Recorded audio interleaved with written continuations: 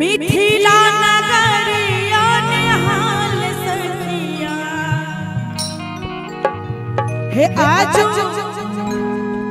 मिथिला नगरिया निहाल सखिया। और मंच पर विराजमान दुल्हा सरकार दुल्हन के जोड़ी साक्षात राम सीता के जोड़ी लग रहा है।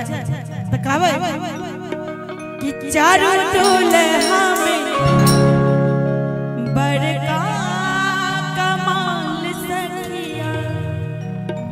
तो वर वधू के लेल आशीर्वाद भरल ताली के सहयोग दे। तो कहबै कि चारों दुल्हा में बड़का कमाल सखिया है। चारों दुल्हा में बड़का कमाल सखिया है।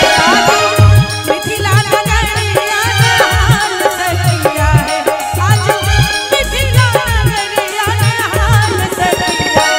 चारों दुल्हा में बड़का कमाल सखिया है। चारों दुल्हा में बड़का कमाल सखिया।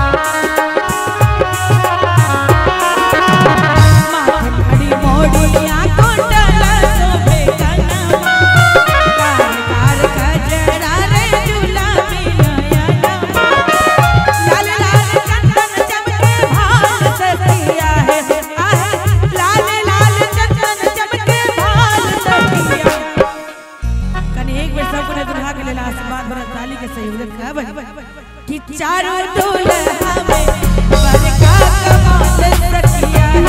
चारों दुल्हा में बड़का कमाल सखिया।